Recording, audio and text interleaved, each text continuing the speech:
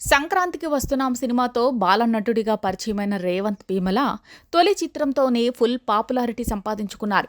Hero Venkatesh కొడుకు బుల్లిరాజు పాత్రలో అతని డైలాగ్స్కు ఆడియన్స్ పొట్ట చెక్కలయ్యేలా నవ్వారు. ఇదిలా ఉండగా రీసెంట్గా లైలా మూవీ కోసం విశ్వక్సేన్తో కలిసి రేవంత్ ఓ ప్రమోషనల్ వీడియో చేశారు.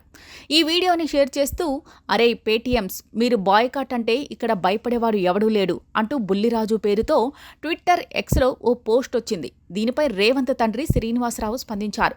బుల్లిరాజు పేరుతో ఉన్న ట్విట్టర్ అకౌంట్ తన కొడుకుది కాదని శ్రీనివాసరావు స్పష్టం చేశారు.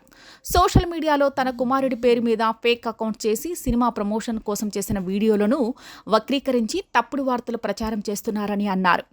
ఇన్స్టాగ్రామ్లో తప్ప మిగతా సోషల్ మీడియా ప్లాట్ఫామ్స్లో తన కుమారుడికి ఎలాంటి అకౌంట్స్, యూట్యూబ్ ఛానల్స్ లేవని తెలిపారు. ఫేక్ వార్తలు సర్క్యులేట్ చేస్తున్న వారిపై ఇప్పటికే పోలీసులు కంప్లైంట్ చేశామని చెప్పారు. ఈ మేరకు రేవంత్ భీమల ఒరిజినల్ ఇన్స్టాగ్రామ్ ఖాతాలో పోస్ట్ పెట్టారు. మా అబ్బాయి రేవంత్ నటించిన పాత్రను ఇటీవల విడుదల అయ్యి ఘన విజయం సాధించిన సంక్రాంతికి వస్తున్నాం సినిమా ద్వారా ఆదరించి ఆశీస్సులు అందజేసిన తెలుగు ప్రేక్షకులకు కృతజ్ఞతలు. కొన్ని రోజులుగా సోషల్ మీడియా ఎక్స్ వేదికగా మా అబ్బాయి పేరు మీద ఫేక్ అకౌంట్లు క్రియేట్ చేసి సినిమా ప్రమోషన్ కోసం చేసిన వీడియోలను వక్రీకరించి తప్పుడు ప్రచారం చేస్తున్నట్టు మా దృష్టికి వచ్చింది.